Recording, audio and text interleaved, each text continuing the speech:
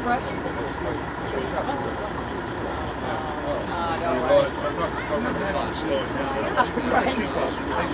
Oh, God. You have the right goals. Who's here, and I want to say good morning to him.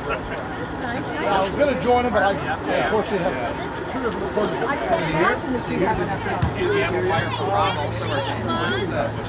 Okay, he'll be doing some speaking. Next to the store down there. Maybe he'll finish that. Yeah. Poke you and say hi to him. You're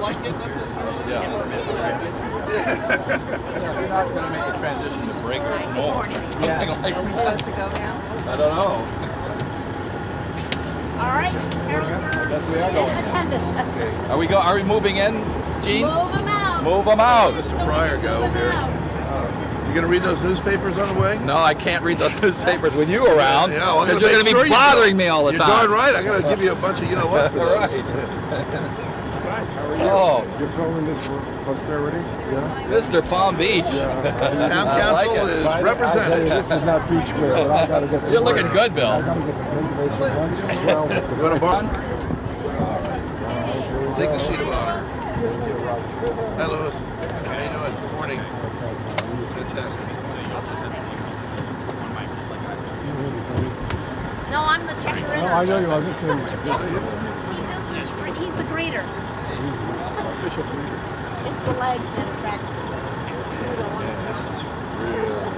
And mine are Really? Talk about pale face. my father used to call me bird legs. But mine are Turns out that the other. Thanks, I did. Yeah. Okay, we've got you. That's me. I'm a chin leader. Hi. Got you. Okay. Last time, did you put a couple of combs in front of the house so the bus can stop? I'm Jean. I'm Lloyd. Nice to meet you. You want to check me off? I did. Good. And I'll suggest this. Yeah, all right. Welcome aboard. Glad you're here.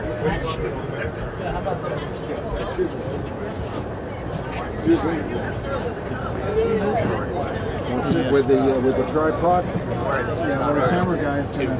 He's gonna sit there. The plan of attack is to get everybody's heads filled. What our problem is while he's using the I'm sure we'll be able to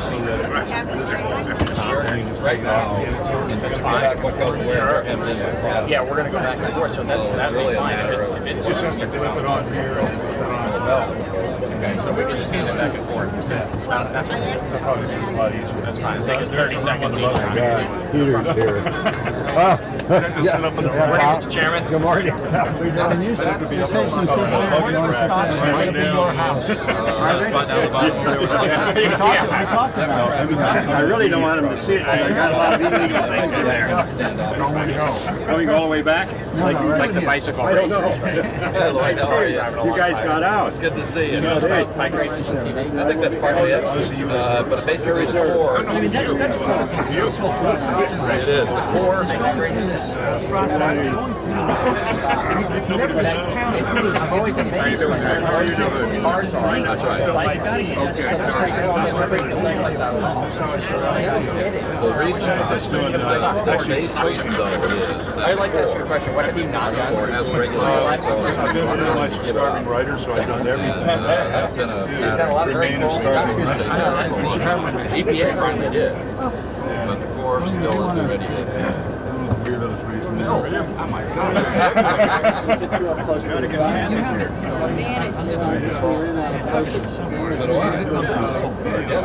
It's over. There is no further assistance possible. Only in case you can do Nantucket. After there's some relics. Have a chance to look at it. Yeah, I was there Yeah, I know. I guess that was upstairs because I thought that was a good idea. Right in front of James.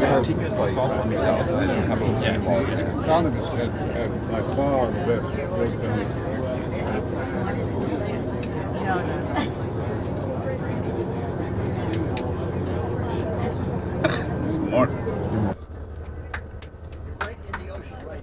questions, yeah. Hey, Ned, can you introduce yourself? And that, of course, was the one and only Ned Barnes. Thank you, Ned. Sir? Yes. Forward. Okay. Because I just noticed the mirrors. Okay. Is this The good? ocean. Let's go for a swim. Okay. Thank you, sir. Good morning, everyone. Rob and I are delighted to have the opportunity to be with you and go from stop to stop.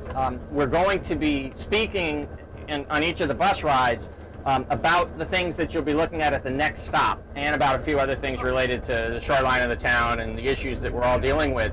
But I'll be giving sort of some, pardon me? Right here. Yeah, this one here is a seriously eroded area. You'll see one of the things we'll be talking about today is that after the Hurricane Sandy went by, there are areas of town that are very seriously eroded like this, where there's virtually no beach at all, and other areas that have accreted a tremendous amount of sand. And that's a very hard thing to predict from storm to storm as to where those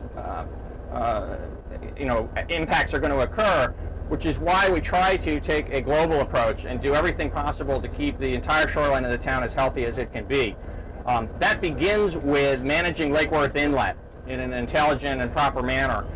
We don't have direct control over that because it's a federal inlet controlled by the U.S. Army Corps of Engineers.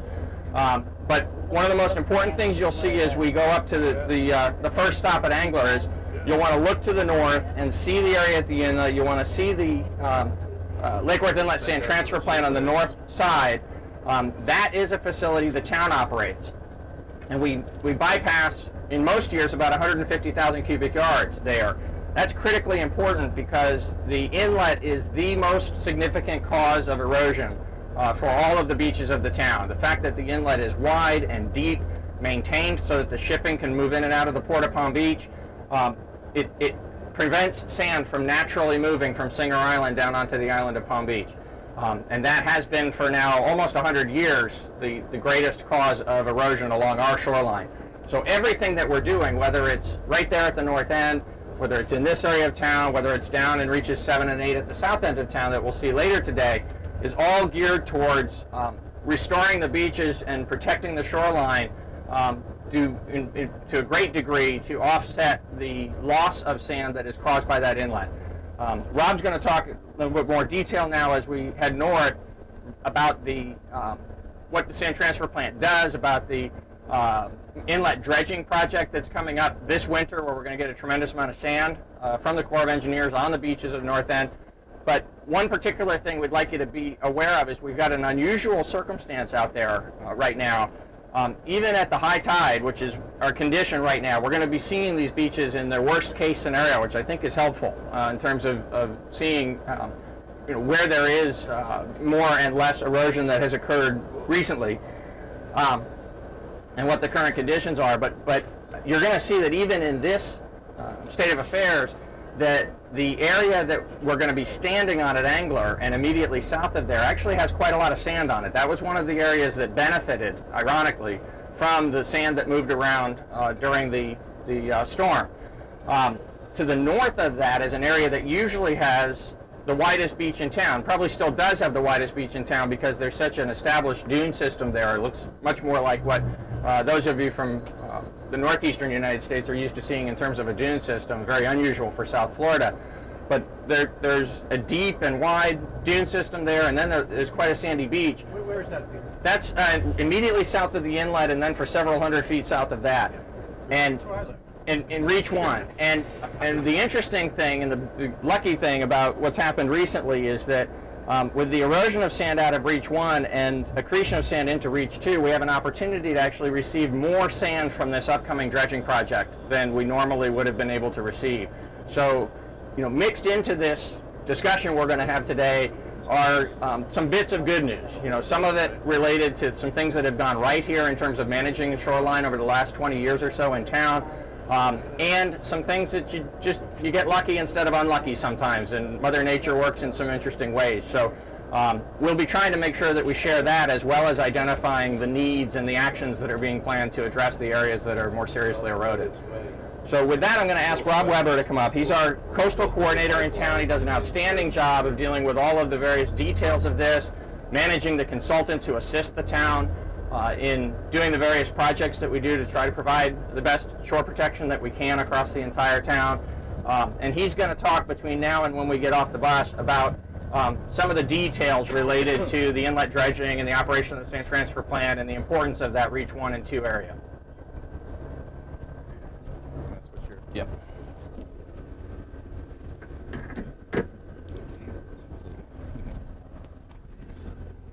Thank you.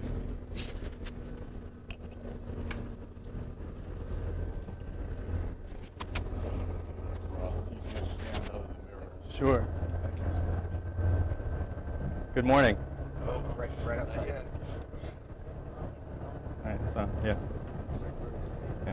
Right up tight. Takes 3 Good. seconds to warm up. Okay. Good morning. Morning. Thank you all for giving me the opportunity to speak today. I enjoy talking about the Palm Beach shoreline. I talk about it so much with my wife that she's kind of over it now, so I'm glad I've got someone else to speak to. The first stop we're going to make today is Angler Avenue. It is the southern point of the inlet maintenance activities. The Lake Worth Inlet, as it was constructed early in the 1900s, and the jetties were in place in the 1920s, rebuilt, extended in the 1930s.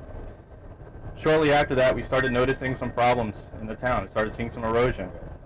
The conditions that we see, the erosion is due to the lack of sand moving from north to south. Generally speaking, the sand moves from north to south. It's a river of sand, and it's interrupted by the inlets. And because we have such a large inlet here in Palm Beach, sand cannot get across it. Either deposits in the inlet or it gets impounded north of the inlet. There's two ways that we get that sand back restored through the littoral drift, or the movement of sand from north to south. One way is with the sand transfer plant, and that's a fixed building on the north side of the inlet that transfers sand that comes down to that location. It gets pumped underneath the inlet and deposited immediately south of the inlet. That project, that activity generally brings about 150,000 cubic yards of sand a year across the inlet. Another activity that we do, or that we work with the Corps of Engineers on, is the inlet maintenance dredging that occurs usually about once a year, sometimes every other year. This upcoming project that's scheduled for January of 2013 is expected to bring about 280,000 cubic yards of sand from the inlet, the channel itself, and the expanded settling basin, which is immediately east of the sand transfer plant. Excuse me? You're right. Okay. You're right. Yes. And that sand is going to be placed on the beach from the inlet jetty, the south jetty, all the way down to Angler, which is our first stop. So when you get off of the bus at Angler and you look to the north, from the point that we're standing to the north is where all the sand is going to be going for this upcoming project. The Angler Avenue area is also the proposed site of the second discharge for the sand transfer plant. Because the placement area for the Corps' dredging material is north of where we are and it's within the shadow of the jetty, the sand does not move down drift to benefit the other areas of the town as it would had the jetty not been there. So this material, that one of the considerations is to place a second discharge at the Angler Avenue area, because we know that that's where we're outside that shadow where the sand will move from a northeast type wave. We lost some materials here. From the northeast type waves to keep moving that sand towards the south. So as we approach Angler, you're going to notice today that the beaches in this area are a little bit wider than they had been immediately after the storm, as you can see in the picture that I've got in the handout. The condition that's at Angler right now, you're seeing some recovery from Hurricane Sandy. each beach has different levels of recovery, different time frames on how quickly it can recover. One of the problems that immediately south of the jetty has is that because it's in the shadow of the jetty, it can't recover as quickly as an open coast can when you've got the natural conditions. So the northern portion of Reach 1 is not recovering as quickly as Angler Avenue, but Angler Avenue, the sand will continue to move down the beach. Yeah, it's gonna be difficult to see today at high tide and also because of the wave conditions. But there's a lot of sand deposited in the near shore. After a storm event, the sand moves from the dry beach and moves cross shore, moves east, moves seaward into a near shore bar. And then the more gentle, normal waves, especially ones coming from the southeast, 2 feet or less, the smaller waves, will slowly bring that sand back onto the dry beach.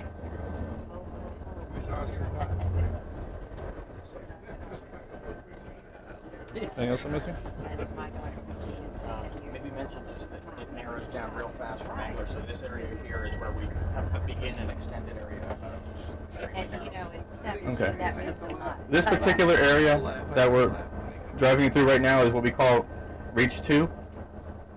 There's a limited amount of work that can be done in this area because of the nearshore resources. There's a lot of coral reefs and hard bottom that is immediately offshore, so it's limited to what we can't do a large-scale beach nourishment in this area.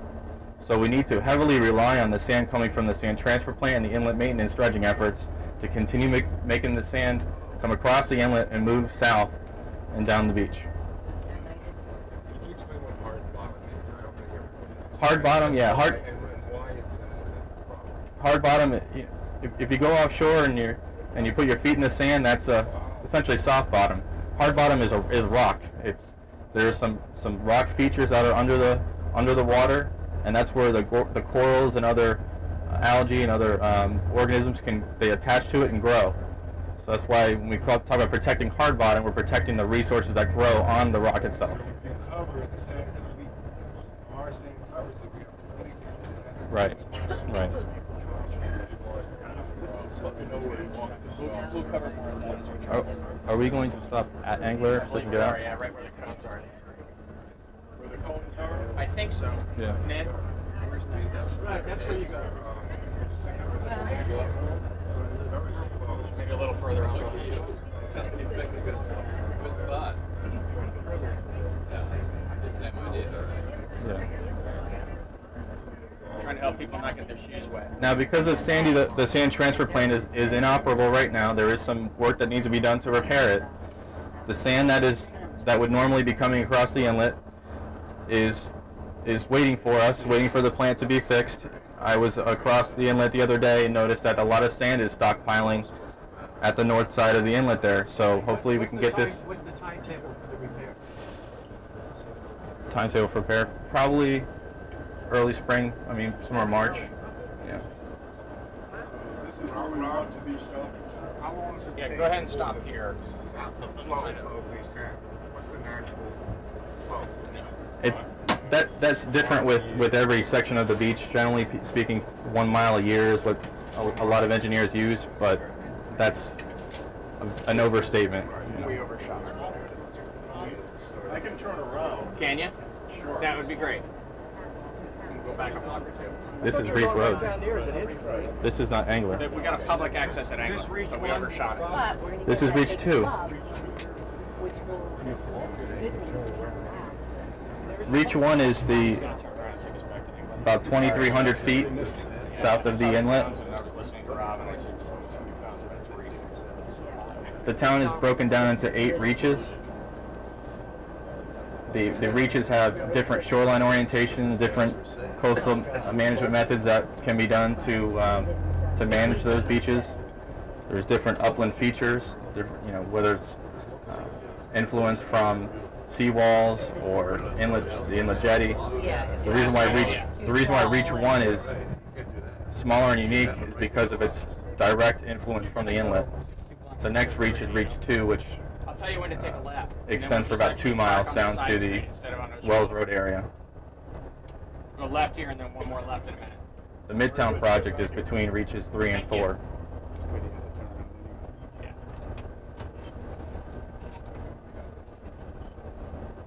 We have 15 minutes for this. 15 minutes. Okay.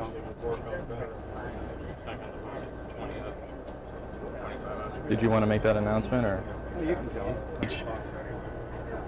You can see the rack line, which is the debris or the vegetation that's washed ashore from Hurricane Sandy. You can still see some remnants of how far the beach came up from that storm, and you can see the new sand that has been brought in naturally as the beaches have recovered. So there is a mound of sand. That's where that sandbar has affixed back to the shoreline, that area. Right. Left on Angler, and then park on Angler. A lot of that is because of the wave energy that's received to this area. North of it in Reach 1, where the inlet jetty is there, the waves can't interact with the shoreline there, so that's why you haven't seen as much recovery in Reach 1. Right. But Reach 1 also, in normal conditions, doesn't get impacted like other reaches do because they're in the shadow of that jetty. No, the next one. Yeah, Rob. Yeah. Tennis has that kind of a escarpment. It has a lake inside it. Yeah. Is that what that's caused Yeah. by? Yeah, it's the new sands that the new sands brought in, right?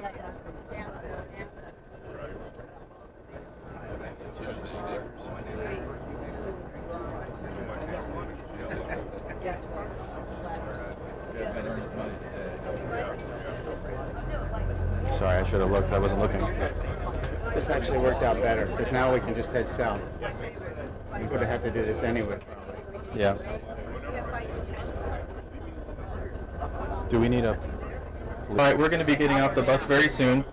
The Angler Avenue access point, which is a town right-of-way, is directly east of us. Yeah, So we can get off the bus and we'll be walking across the street through the open way right here at Angler Avenue, just to the left of this trash can.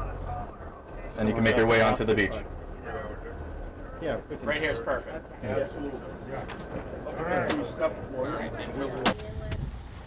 Shadow of the Okay. Okay. reaches. You gotta go that way. It's not a line, it's Okay, I'll explain that. Yeah. and I know nothing.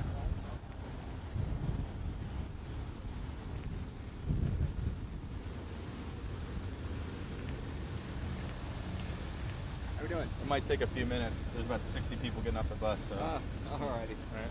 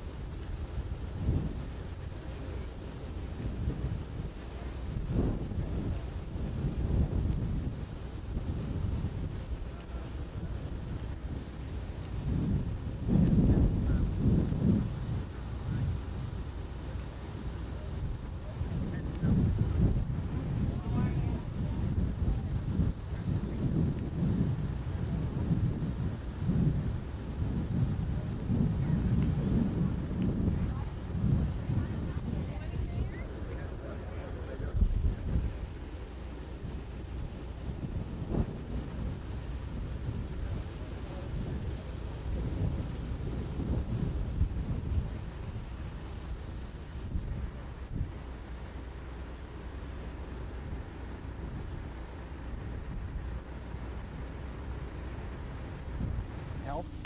A lot of help. Oh, yeah. From the Oh, yeah. Oh, yeah. I'm going to see if that's on the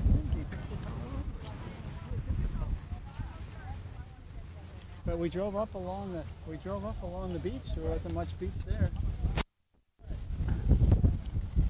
Peter, did you want this for your? Peter, did you want this for when we get? Sure. Yep. Good idea. Thank you. She wants me to mention some things to them. Ask me. Okay. Get going again about what a reach is. And Sure. Yeah. Yep. We'll do the general stuff. Can you guys also point out that Reach 2 is the most eroded beach on the island? This is very atypical of Reach 2. You know, that if you go 4 blocks this way, it's hitting the seawall at high tide, and there's nothing here. Because these guys are all getting the impression, they're all commenting, this looks great. No. Reach 2's Right. fine. That's what we already said. We will say again that this is very unusual condition. It's a very unusual said it was condition. unusual, but you didn't say that Reach 2 is the most eroded beach on the island historically, and that if we were to go 4 blocks south of here, it's hitting the seawall right now. Okay. And that Right. would be very important. And they saw that at the country club. Yeah, but I heard people saying as they're walking up, this beach is great. I understand. Reach 2 is fine. So I'm just worried that, this is... Reach 2 isn't fine. Right now, Bill Bryan wouldn't even have a problem with the pipe because he wouldn't even see it. I know, that's the truth. You know, we could hide it. Right. Right now, but I mean, normally, it's just not normal. So as long as you at least make that really clear, Sure. I'm okay. You just need to point them out in that direction. Right. Exactly. That's why. Understand we can't stand there, so we're going to places where we can stand but see north and south to understand the differences. He did not point out that Reach 2 is the most eroded beach on the island, and that Reach 2 really is bad, 4 blocks from here. Yes. That's right. That is typical. This is atypical. That is what we've got for most Reach 2.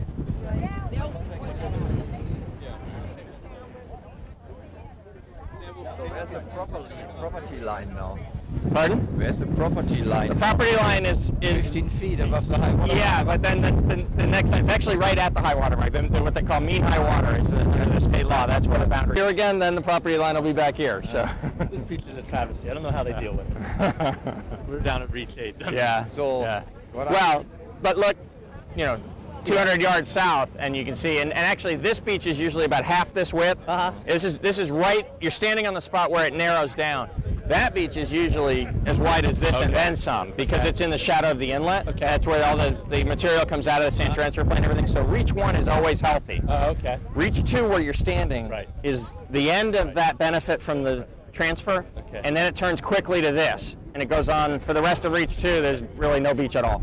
But one thing, when the guy was talking about it, it's the principle. It goes south, it sits in the sandbar, the little waves bring it over. The waves are going over the sandbar, so it sits. Our way. The gentler waves will bring it. And the big waves go over it, so it doesn't move, right? The big waves actually can do more harm. They definitely don't bring it in, they sometimes actually can chew it out. Yeah, that's how we get our beach. It's just a natural southern flow. Right, exactly. Yeah. If I can make this work. Can everyone please get back on the bus? It's not working. Would everyone please get back on the bus? No? Okay, lead them back, Bill. Good, Donald, how are you? Oh, I'm sorry.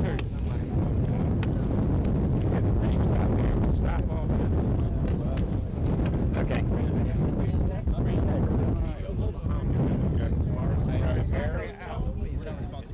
Well, what I would say is that if you get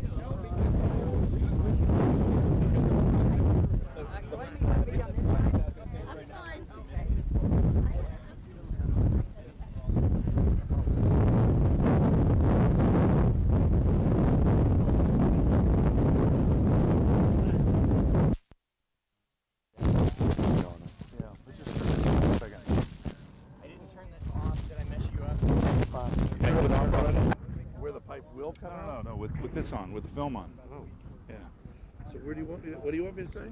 I basically just want you to say this is where the proposed pipe will come on. All right. Is this on? Yep. This is on? What? This is on? Okay. Say it again, Mike. Testing 1, 2, 3, 4. Gotcha. All right.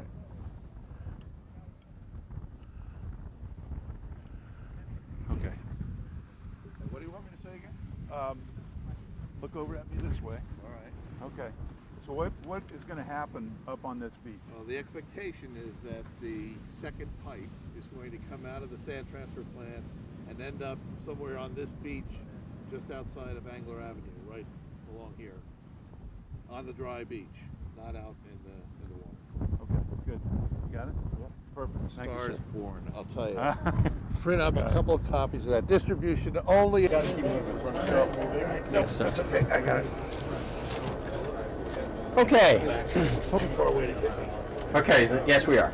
We're going to head down to Midtown now, and before we get there, Rob will take a couple of minutes and give you some details about the Midtown project. That's our longest beach nourishment project in town, the one that we've been, area of the shoreline that we've been actively managing for the longest. We've had 3 different projects constructed there since 1995. But before we get to those details, I want to talk about some of the bigger picture of the shoreline management challenges in Palm Beach.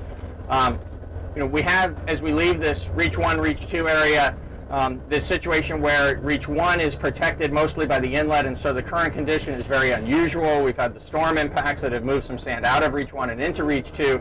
But normally what we have is a very well protected, very wide beach in Reach 1.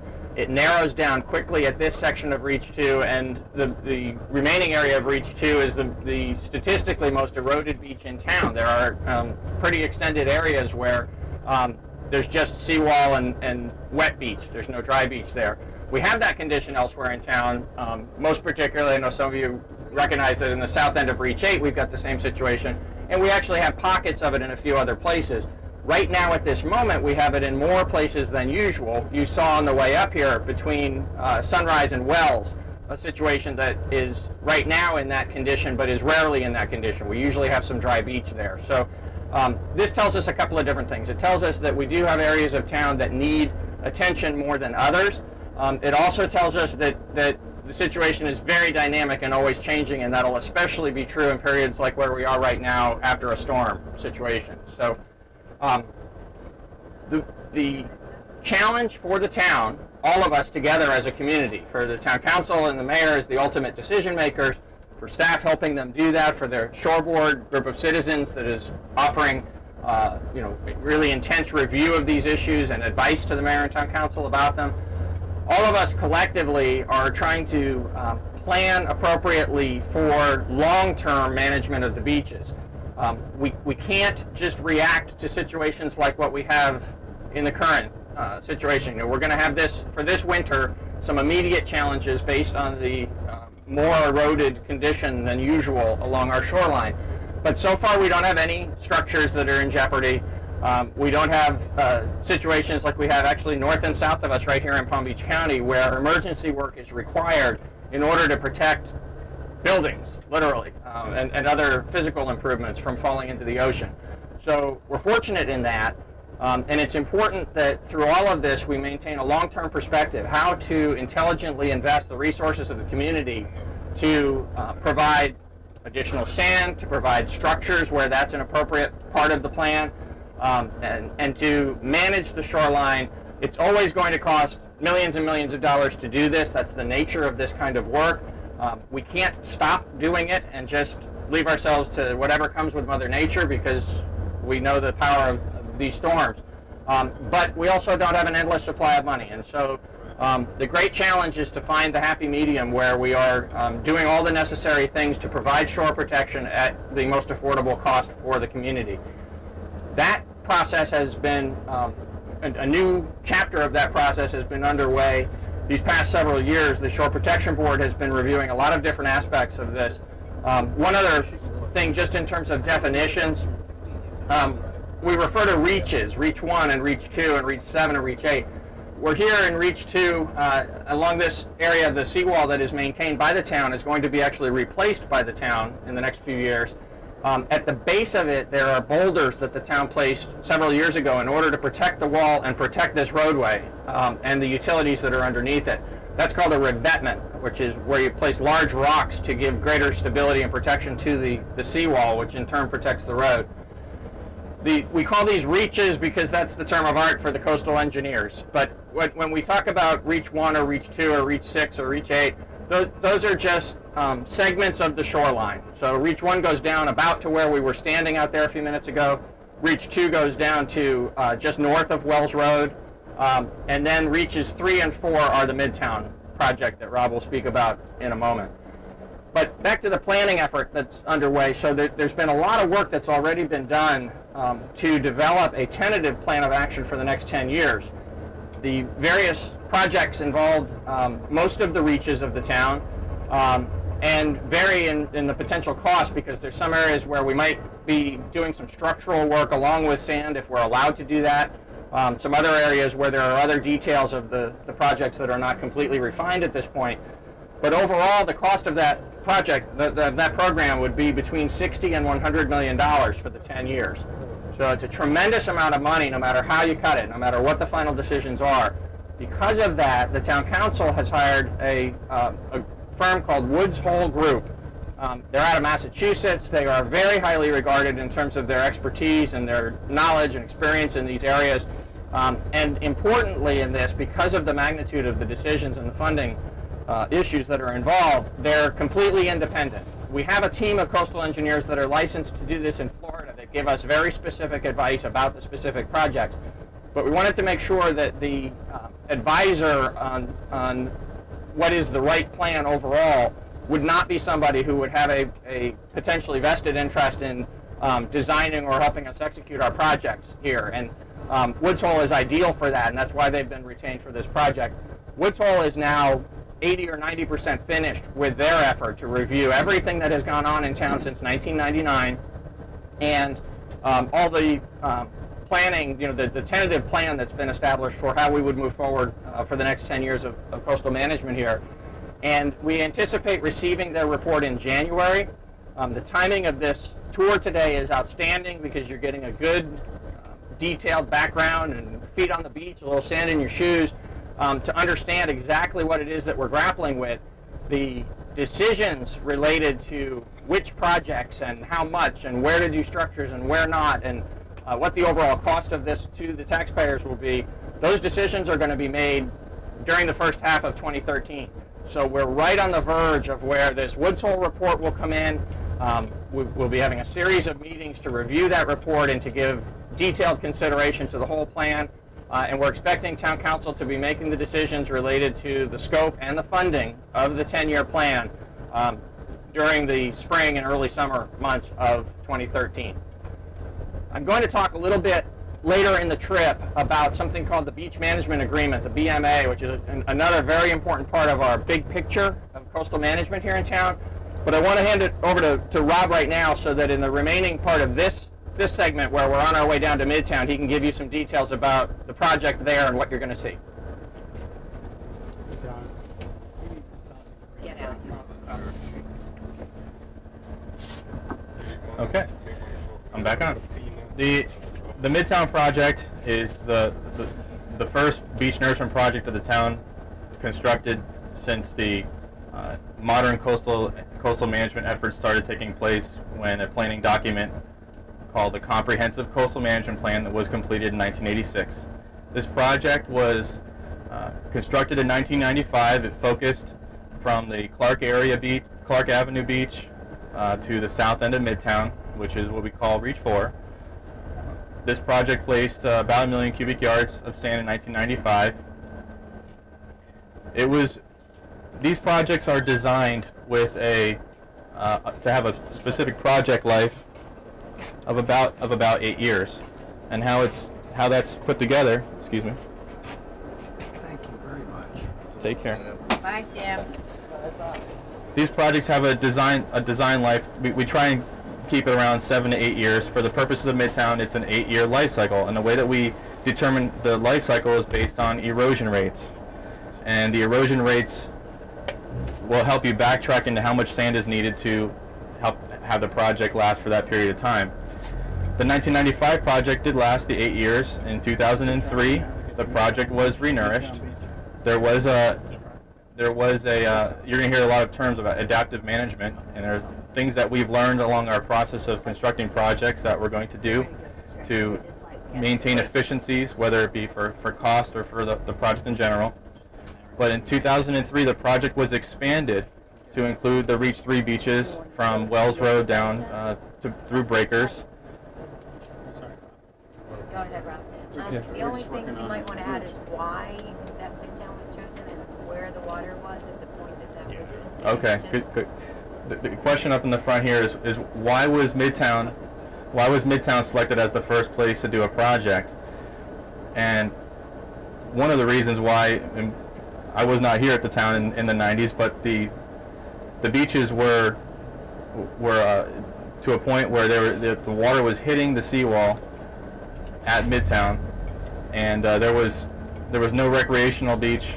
There was the roadway was threatened. The seawall is pretty old. There was a revetment done, just as there was a revetment built when we drove past the North Ocean Boulevard on Reach 2. There was a revetment placed first, and there was an urgency to place sand to maintain the integrity, to keep the integrity of the roadway. So the project was constructed in 1995, again in 2003. Now the 2003 project was hopefully to last 8 years, just like the first one was. But unfortunately, we were impacted from Francis and Jean in 2004 and Wilma in 2005. So the town performed another beach renourishment in 2006 with some assistance from the state and federal government for effects from those storms. The 2006 project placed sand again in Reach 3 and Reach 4, just like the 2003 project. It was the same footprint. And since 2006, the town has been influenced by other tropical storms, most notably before Sandy was Tropical Storm Faye in 2008, and the town received some FEMA assistance for a partial nourishment, which was done in 2011. There was about 50,000 cubic yards placed in the Midtown area, right near from Clark Beach to the Gulfstream Road area. So that project is the 50,000 cubic yards that was placed was to help get the 2006 project back on that 8-year life cycle. Now the influences from Sandy, we have survey data that is currently being collected, and we'll see the impacts from Sandy following the data collection. Anything else? Yeah. Do you want to talk about the federal? Federal? Yeah. Right. Yeah. So we can go up onto that platform, even though the restrooms are closed. Yes. Okay. A couple of additional details. First of all, we're passing the Clark Avenue beach right now, which is a public beach of the town, and you can see the condition here is actually pretty good too. One of those phenomena in a post-storm situation where some beaches actually benefit as the sand moves around along the shoreline, and then many other places suffer erosion. We've done pretty well here at this part of the Midtown project. As we go further south, you're going to see when we get off, there's a viewing platform that's going to help you get up and get a little bit of an elevation to look up and down the Midtown beach. And you'll see the groins are exposed. There are rock groins that were constructed as part of that 1995 project. And there's 11 of them here within the project area. They provide some additional stability to the beach, help the sand stay in place. They're normally buried, or in some winter conditions when we've got heavier seas, you might see just the ends of them. Currently, there's quite a bit more of them exposed. So the downside of that, of course, is less shore protection while we're in this post-storm condition. The upside is for today's tour that you actually get a better understanding of the structure of the groin and how it does provide an element of protection to the sand, allowing the sand to stay more stable and provide the protection to the seawall and to the road. Rob mentioned that he wasn't with the town in 1995. I'm not sure what grade of school he was in, but we won't go there. I was with the town in 1995. I look more like he does today. It is amazing when you look at the situation here. We've got a reasonably healthy dune on the backside of this beach. We still have some sandy beach, even though we've had this very stormy condition. And the seawall is now very fully protected by what's out there. The seawall, in turn, is protecting South Ocean Boulevard and all the utilities underneath it, and there's major utilities in this segment of town. We've got these condominiums on the west side, and this is the longest area of public beach in the town. And it's that combination of circumstances, the critically eroded situation where we actually had this roadway threatened. You could stand here and feel the vibration, and all of the public infrastructure that was underneath it. That, along with this being a long segment of public beach, was why this was the first focus for town action in back in the 1990s when the active beach management era began. We've got a moment when it's not raining, so I'm going to be quiet about it now. We'll get off. We'll talk a little bit more about Midtown as we leave in a few minutes, and then we'll move on to talking about the south end of the town.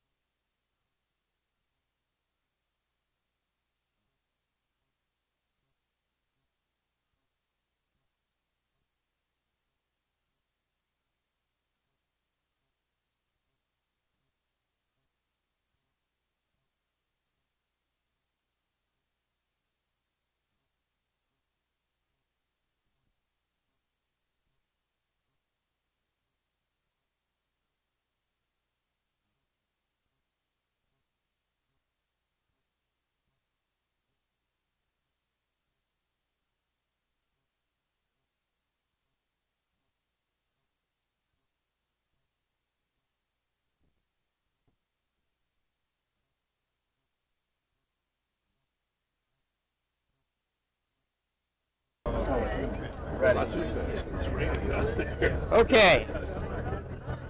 Okay. A little bit more about the Midtown project, and then we're going to talk again about some of the bigger picture challenges. The permitting, environmental permits is huge in that. We were asked while we were looking at this site about the groins that are here, and how come we do have 11 groins here and we don't haven't constructed groins in the Reach 7 project.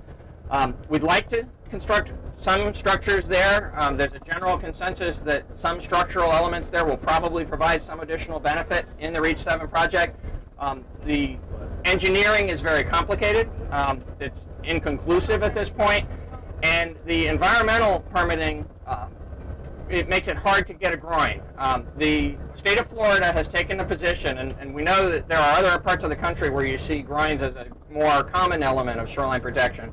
But the state of Florida took a position a long time ago, back at least as far back as the 1980s, I think as far back as the 1970s, that groins were not an appropriate solution except in relatively extreme circumstances because they interrupt the flow of sand. Because what the state of Florida's environmental protection position was we should do everything we can to naturally mimic or to mimic the natural processes. Putting sand on the beach and allowing it to move from north to south in a natural manner rather than trying to hold sand in one particular place. That's not wrong, because it is indeed empirically true that the groins do hold sand in the location where they exist. and that can create a smaller kind of condition, like the broad problem that we talked about at the beginning of the trip related to the inlet and the interruption of the sand and how that harms the whole island. So that's a real issue in designing intelligent projects. The problem for us is that this is such expensive work that you want to do everything you can to make your placement of sand last as long as possible. Stretch out the amount of time in between dredging projects when you have to come back and place some supplemental sand. So we do like, as a builder of projects and with our responsibility to protect the community, we want to use structures in those places where we can convince the environmental permitting agencies that it's a responsible thing to do. At Midtown, they agreed to that. We had a situation where we had a experimental reef that had been constructed in the Midtown area, and it had failed, and it was actually causing more erosion in that area rather than reducing the rate of erosion. And so we had those concrete units that were there that would have to be disposed of, and we had a critical erosion situation, and we had a long stretch of public beach where there had been groins historically up until the mid-1980s, and we had the infrastructure that was threatened on the underneath the roadway on Ocean Boulevard. And the total circumstance there caused the state and federal government to allow the town to reuse the PEP reef units as the spine underneath those boulders to build the 11 groins there. It is still possible to get a permit for a groin today, but you have to demonstrate exhaustively that you've got a unique spot along the shoreline where there is erosion that's occurring faster than it does in the area around it. We have such a situation at the south end of the Midtown project, and the state has indicated an openness to allowing one additional groin at that south end of that project, just to provide a little additional stability. If we can keep the south end of the project from eroding as quickly as it has in the past dredging projects, then the entire Midtown beach will stay in a more stable condition. One last thing I want to say about Midtown, and we'll move on to talking about the other segments of beach. Let me mention right now what you're passing is called Reach 5. In Reach 5, we have some environmental challenges because of the nearshore rock. We also have a situation where sand moving down out of Midtown has provided some benefit to the Reach 5 beach. So we'll never have a beach in this area that is as wide as what we try to maintain at Midtown and down in Reach 7. But there has been, right now it's again one of those locations in town that is in a very, very eroded condition. But we have, over the last 15 years, been able to keep this beach in, generally speaking, a slightly better condition. It's not that it's in the same condition as if there had actually been a constructed beach. But one last thing about Midtown, that is a good example of why active beach management is so important, and that's why we're trying to do it down in Reach 7. If we can get a permit to do something in Reach 8, and we'll be talking about that again before the trip is over, and what we do up around the inlet area to try to make sure that that area stays as healthy as it can. The reason we do active beach management is because when you can do it repetitively, when you can design a project that works and come back and occasionally place some more sand into that area, you do create a level of stability that just isn't possible along the built shoreline of Southeast Florida. There will always be erosion, and if we don't actively try to do some level of activity to offset those erosional impacts, then we'll go back to managing crises.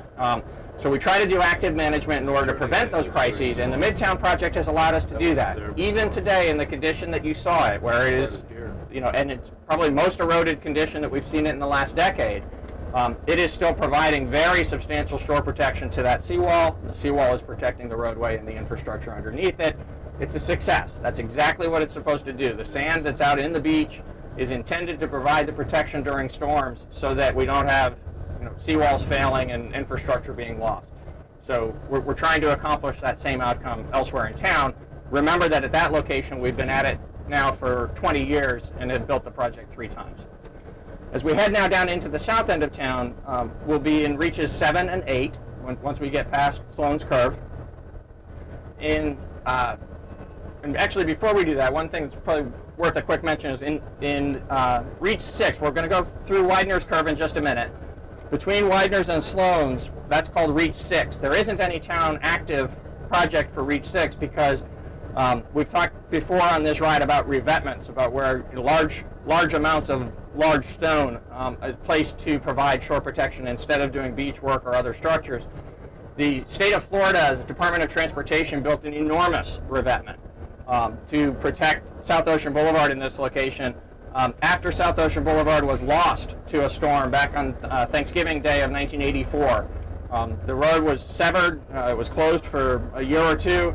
DOT came in and rebuilt the road and built the revetment to protect the road. They've since been back to build up the revetment a few years back.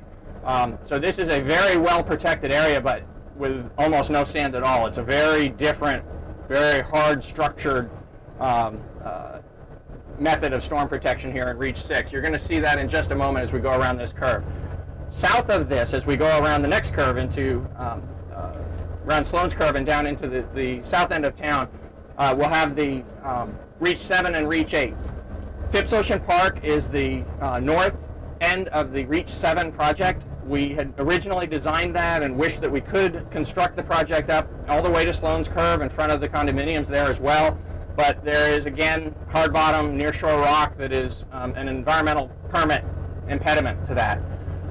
So we've built what we've been allowed to build there, which is a sand project so far, running from Phipps Ocean Park down to the Ambassador. Currently, it is being expanded to go all the way to Kreuzler Park, which is a small county park just north of Lake Worth Beach. Pardon?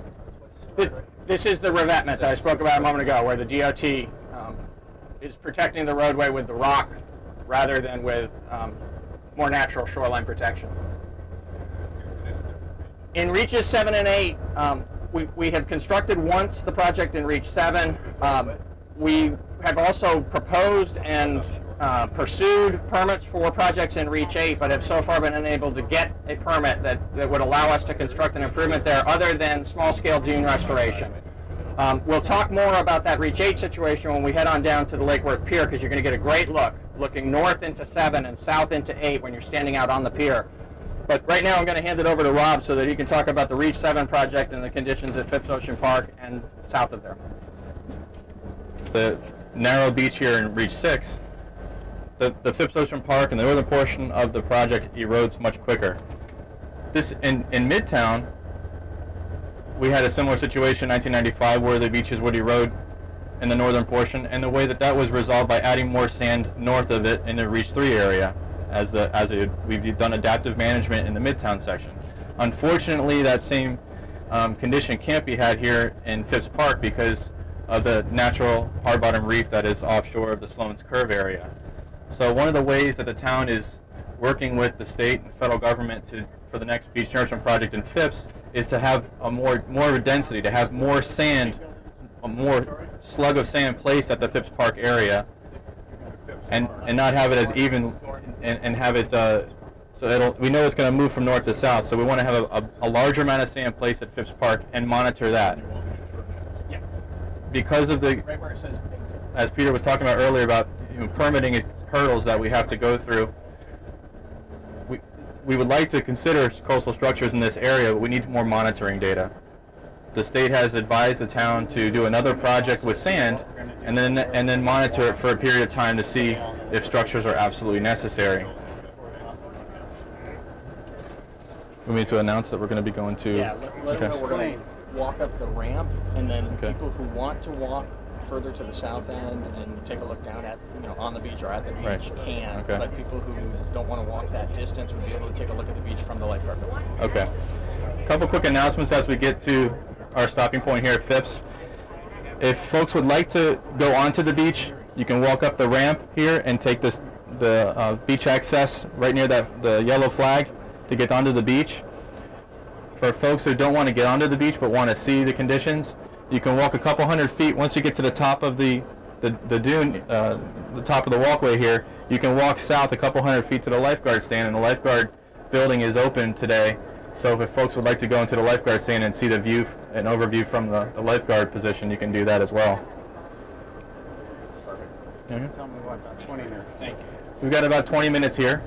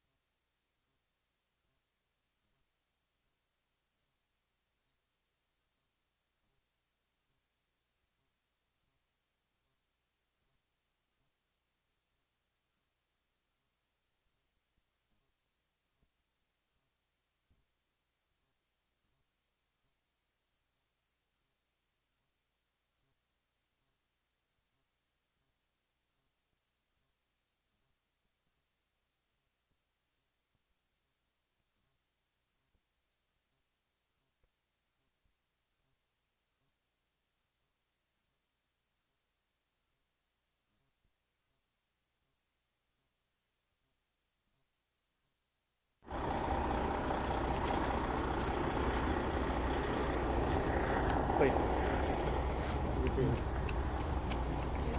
Sure.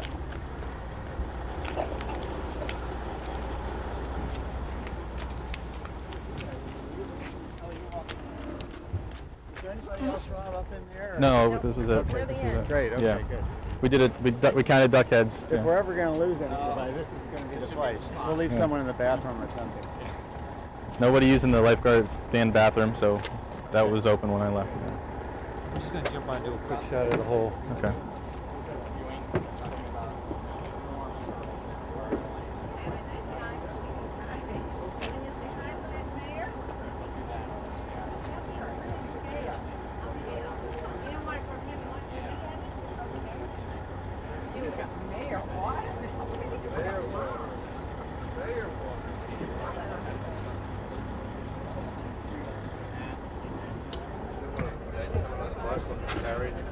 What were you running for? Huh? What were you running down the? To get the lifeguard stand, everything opened up so people could go. How many showed up? I think 6. Oh, yeah, it's all just 6? Yeah. It looked like more than that headed that way. Maybe I thought 6, maybe more. Well, there's a restroom there. Vantage point's a little bit better there. I'm okay for now. Thanks. Okay. Did you get Lindsay Lohan? Okay, Michael. Thanks. All right. This one's going to be a little tricky. This yeah, I did it this morning. It's just a little tricky.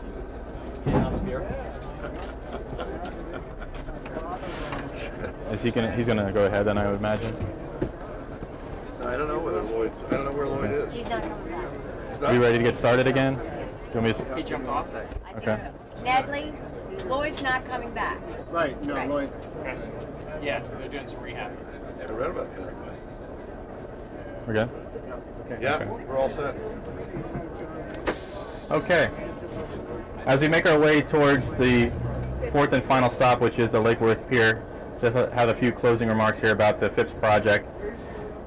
Just as the Midtown project benefits the downdrift beaches, the beaches to the south of Midtown, the Phipps Ocean Park project benefits the beaches in the southern portion of Reach 7 and as we move into Reach 8.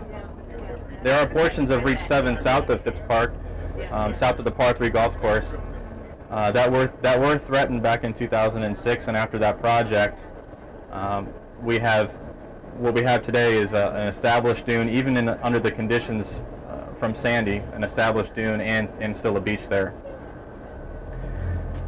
If you want to follow along with the sheet that I handed out, you can see some of the pictures for the Lake Worth Pier. Because of the conditions today, you're not going to be able to see the sandbar on both north and south, the view just immediately offshore of the pier. Looking to the north of the pier is where the Reach 7 project has directly benefited the Lake Worth Municipal Beach. Before the 2006 project, that beach was very, very narrow, and the lifeguard stands were actually up in the roadway. And today, while it is a narrow beach, there is a small dune there. The lifeguard stands are on the beach, and they're doing they're a much better situation than they were before we constructed the 2006 project. What we want to do moving forward is to see how can we benefit the Reach 8 beaches that are south of the pier. We know that there's a lot of work ahead with permitting hurdles. The most recent application, or back in the mid-2000s, there was an administrative challenge done after we were to receive that permit from the state, and following that administrative challenge, we were denied the permit. So we weren't unable to construct that beach project south of the pier. Moving forward, we want to look for any opportunities to protect this section of shoreline south of the pier. The only other option right now, pending any additional permits, is dune restoration, which we actively do, and we construct them concurrently with our Phipps Ocean Park project. But moving forward, we want to see, are there anything else we can do besides dune restoration? Can we do a beach project, a smaller project than what was proposed and the permit was ultimately denied? Can we do a project with structures? All those alternatives will need to be considered through what's called an environmental impact statement study. It's a requirement by the federal government, requirement by the federal regulatory agencies, before any project could receive a permit that an EIS is conducted in this area. This study can take up to 2 years to complete. There was a study that had begun by Palm Beach County, and they had, in February of this year, they had decided to stop that study. So the town, most recently in our conversations, we're looking to restart that study again. We're working through the details right now, administratively and logistically, to be able to take over that project. Instead of the EIS only incorporating the last 2,000 feet of the town of Palm Beach, it would potentially extend all the way to the pier. So since there's more of the town involved, the town would be assuming that role. All this information is pending also the receipt of our review from Woods Hole Group. Once they complete their analysis and evaluation of our coastal program and give us recommendations, that will be also something that they'll be weighing in on to see if it's advantageous for us to complete that EIS. Am I missing anything? Exactly what they're going to see when they look north. Tell them we're going out on the pier. Yeah, we are going to step out onto the pier, and I'm sorry if I touched on the north side, but if you look, when you go to the pier and look to the south side, that is a portion of Reach 8 where there is no beach nourishment right now. It's just dune restoration. Just as the whole town has various states of recovery, Reach 8 also is in various states of recovery after Sandy. There are some sections that are doing obviously better than others. The beaches are lowered in elevation, and the dunes have been impacted at different degrees. The section that you'll immediately look, when you look south of the Lake Worth Pier, is not a critically eroded beach according to the state's determination. I'm surprised they didn't lose one. Ever seen it? Okay. I know, but I'm surprised they didn't lose one. If anyone has any questions about the whole tour, after we conclude this last stop, Peter's going to have the microphone, and both of us will be able to answer any questions that you have regarding this stop and the other 3 stops, and any question about the coastal program in general. And well, remember, if you guys would like to reach out to me at any point, I'm available.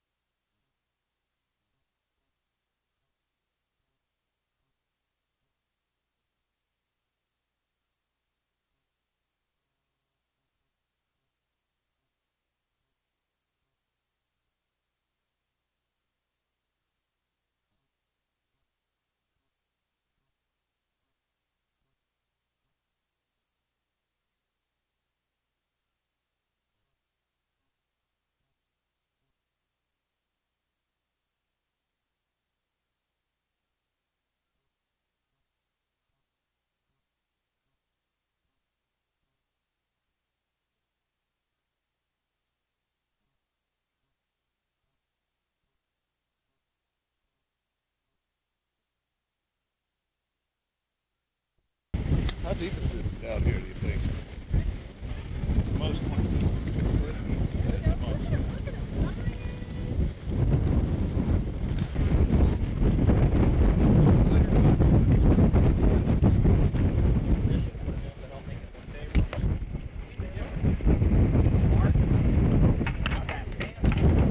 Can it muffle the, it's got the wind muffler on? Yeah. Okay. All right.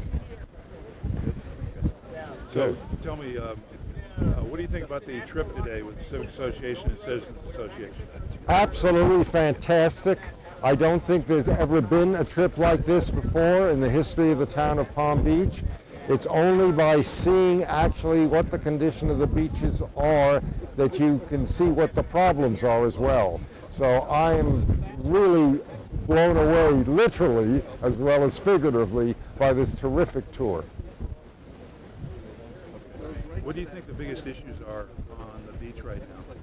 Well, there's several of them. Of course, we've got to preserve what we have and try not to lose beaches due to these frequent storms. Can I get you to repeat the question Yeah. in the answer? Yeah, So I okay. think the biggest problems with the beach, that kind of. Yeah, okay. So what do you think the biggest problems on the beach are today? The biggest problem on the beach is how are we going to preserve these beaches? Because if we don't do that, we will lose this barrier island. And if we lose this barrier island, it would be a financial and ecological disaster. So what do you think the town council will start working on? Well, that's the rub, so to speak, what the town council will have to do.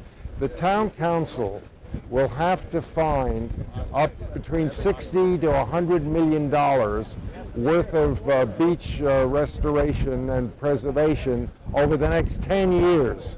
And how are we going to do that without ruining the tax base of the town is the real conundrum that the town council faces. Good, thank you. Appreciate it. Yeah, sure, what the hell. So what do you think about this tour today? If you could just give us an idea of, the Civic Association role in the tour. It's the longest amount of time I've ever spent talking about groins. 3 hours of groin discussion.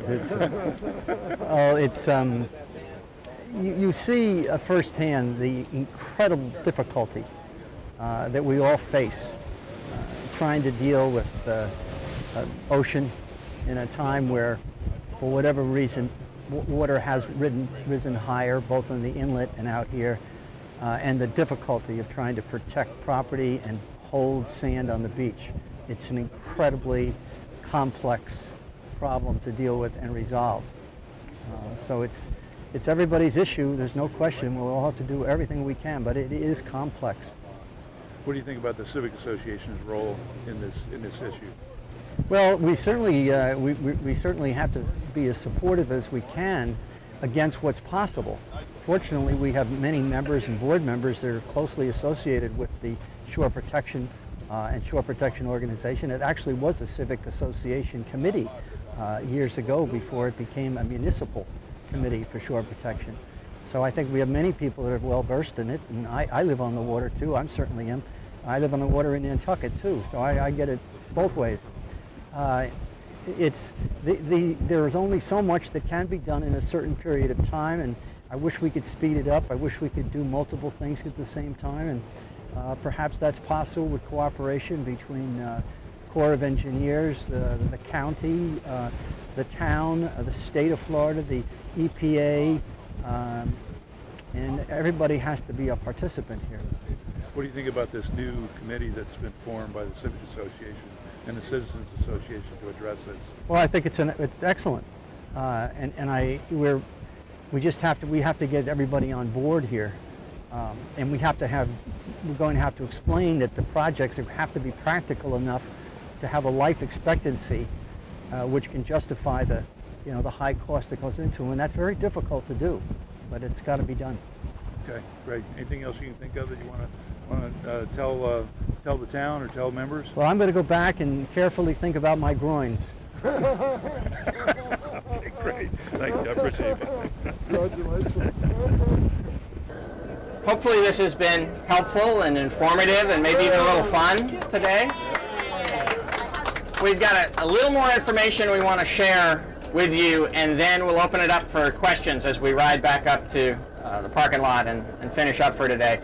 And if you have questions that you don't get a chance to answer during the Q&A part of this, Rob and I will be happy to hang around for as long as necessary up in the parking lot to answer particular questions if you do have additional thoughts you want to discuss with us up there.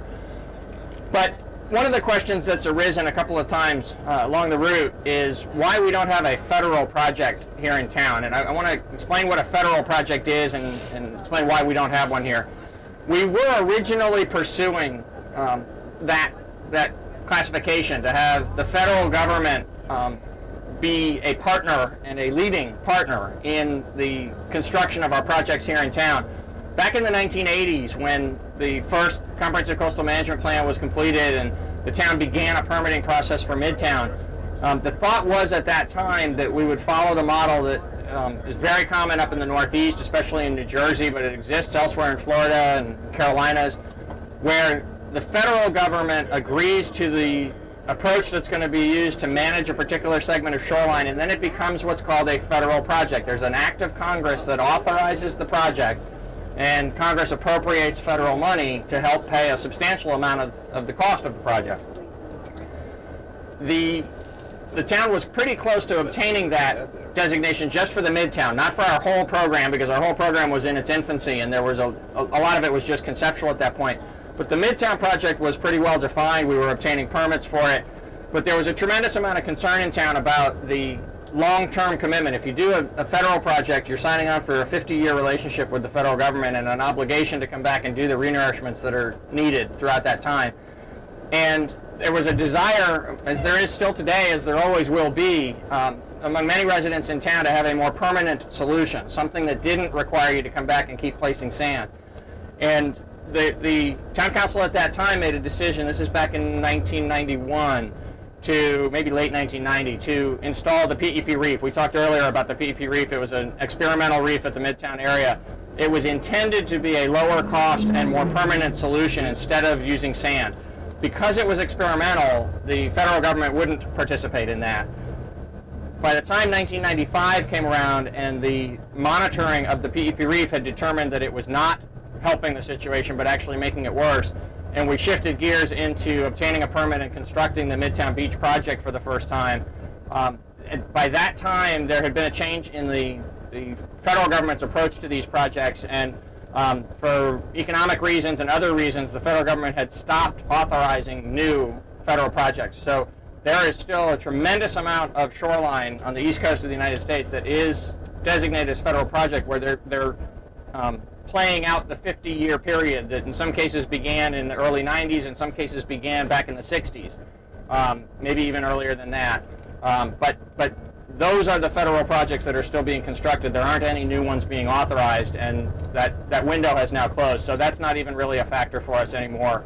We do get a tremendous amount of help from the state government, both in helping us decide what to do in the permitting processes and the environmental considerations, and funding. The town has received millions of dollars of state aid to help us construct our beaches.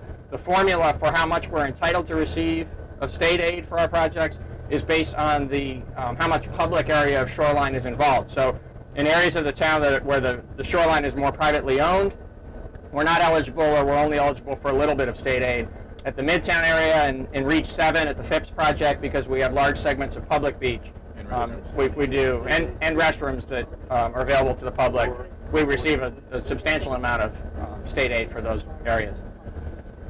There's an element of this that we haven't talked that much about that I think is really important for you to have a full understanding of how these decisions get made and why we're on the path that we're on, and that is the incredible amount of engineering and data and analysis that goes into these projects. There's a great temptation for us, probably in all aspects of life. I know there's things I don't know much about that I look at and think I know how to address them or fix them or make them better. All of us have an opinion about the shoreline, particularly when we look at the areas like we have seen some today that are a little more scary to look at. We've got a narrower beach, a lower beach, waves that are looking a little more intimidating. There's a tendency to say, boy, I know what we need to do. I saw something work in Jersey or wherever, the Carolinas or whatever it might be, someplace else in Florida, and why don't we just do X, whatever X might be?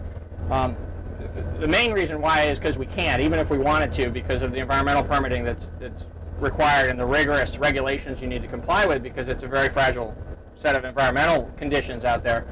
But there's also a good common sense practical reason, which is that there are better and worse solutions, and because this work is so very expensive, it's important for us to identify as best we can the best way to go about it, the way that's likely to be the most enduring protection for the millions of dollars we're going to invest in any particular solution. So there's data collected all the time. There's engineering surveys, there's environmental surveys, there's engineering analysis that's done, there's modeling that's done so that they predict how they think certain types of features, either structural or sandy features, are going to perform. And all of that becomes an integral part of the permitting process that helps convince the state and the federal government and those agencies that are responsible for protecting the environmental resources that we really have designed a responsible solution. But it's also how we help satisfy ourselves that it's the right investment of town funds, that it's not going to be something that we're going to spend a large amount of money on and then regret. That's an ongoing process all the time, but it's very data-driven, it's very analytical. And one element of that is because it is so technical, the permits that we do receive for the projects that we are allowed to build always come with strings attached. They always come with conditions that say, you know, you have to do a certain amount of monitoring of this type or that type, sometimes with strings attached that require mitigation to be constructed. So we've got several places offshore where we have constructed reefs, artificial man-made reefs that will offset the areas that we have covered with some of our sand that were natural rock features that supported the environment. So there is an element of our program that no matter what is decided here in these months ahead, we'll have to continue on because we have legal obligations to continue with some of that monitoring and with some additional mitigation activity. What's the baseline number? Probably something like $30 million over the 10-year period. But beyond that, everything that we spend above and beyond that needs to be a community decision. We need to, finish the process that we're well underway with now of collecting information, analyzing that information, getting expert advice on it, weighing the pros and cons with the community, having you engaged as you are today, and coming to town council meetings and offer your opinion to the shore board and to the council, and then we'll together make decisions about how to proceed with this in the way that we think is the smartest, most cost-effective way to provide a substantially increased level of protection to the shoreline and maintain it properly over the next decade. The funding decision that will come alongside that and be an equal element of the decision making. There's the engineering part of it, but then what can we afford and how can we pay for it? What's the way forward there? Three basic alternatives for that we can collect taxes that are just general taxes, part of the town's annual budget, part of the tax bill that you all receive every year to pay for all the variety of services that are provided to you. I would note one non-coastal footnote. Please do recognize that the county is the tax collector under Florida law, and there's a lot of other entities that are on that tax bill, and so when you pay your property taxes each year, only 17 cents out of every dollar comes to the town. We try to do what we do for you in a cost-effective manner. That's the end of my ad, but 83 cents out of every dollar you pay is going to either the school district or the county or other taxing districts that are part of our area. But within that 17 cents, and that would have to increase some, we do currently pay for the beach work out of that now. No matter what level of commitment is made over the next decade, we do expect some amount of tax increase required in order to pay for it. And that could be as simple as just increasing the tax rate and collecting it with the general taxes. It could be collected separately, still from general taxes, still equally applied based on the property values throughout the town, but as a separate item on the tax bill so that it would appear separately as something like a Town of Palm Beach Coastal Protection Fund rather than general taxes, so that you would still be paying it in the same manner, but you would see it very clearly identified as something separate from all the general operations of town government. And a third option would be assessment, some sort of a system that would differentiate oceanfront property owners from the other property owners in town, where there would be some disproportionate amount that would be paid by oceanfront owners because they are directly there on the area where this work is occurring, and some lesser amount being paid by the general taxpayers of the town. At this point in time, town council hasn't made a decision about the first option versus the second option, but has decided several years ago that the policy of the town as of now is to pay for this with taxes rather than with assessments. But as we get into final decision making on the full scale of this program, when we get up into 60 and 70 and $100 million potentially worth of work to do, one of the factors that will have to be considered is, those three choices of how to pay for it, not just which are the proper engineering solutions. I think I'm finished. BMA. Thank you, Mayor. I'm not quite finished. Sorry. One other really important element, and we mentioned it on the way south, but I didn't really get a chance to say much in detail about it, and I think it's important for you to know these details, and then I'll try to go through it as quickly as I can so that we do have time for questions. There's something that we're very close to finish with called a BMA, a Beach Management Agreement, and it is the result, a really wonderful potential here that we will indeed have a new way of doing business related to the environmental regulation of the shoreline. We've asked for this for a long time, not just the town, but all of the oceanfront municipalities and counties in Florida have been pressing to the state of Florida for a very long time, and to the federal government. There must be a better way of doing business. That for us to have to work for 2 or 3 years to get a permit and spend sometimes duration, the state of Florida asks the President of the United States to declare that there's a disaster area here, and then the President does, and it opens up the door for FEMA money. That has not happened here, in large part because of how devastated other areas of the country are compared to what's happened here. But we do think it's warranted. It has happened in the past where we've had a presidential declaration just for coastal protective work, not for any other kind of damages inland, which we had very little of, but for putting sand back onto a beach that got seriously eroded from a storm. And so we've appealed to the state of Florida to appeal the decision of the federal government. Indication is that the state will appeal. They've got until the end of the month to file that appeal, but that hasn't been filed yet.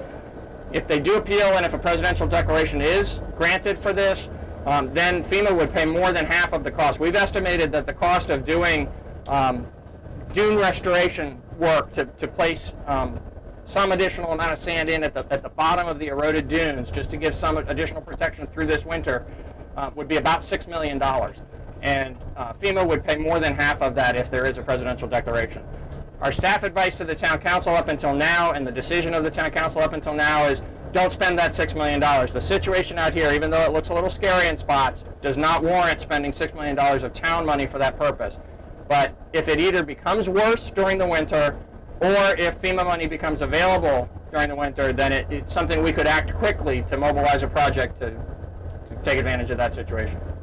Other questions? Okay, when we get back, I'm going to hand it back to Lou Crampton here, but as I said, Rob and I will be happy to stay in the parking lot as long as any of you want to stay there and ask us any additional questions. Thank you. Thank you.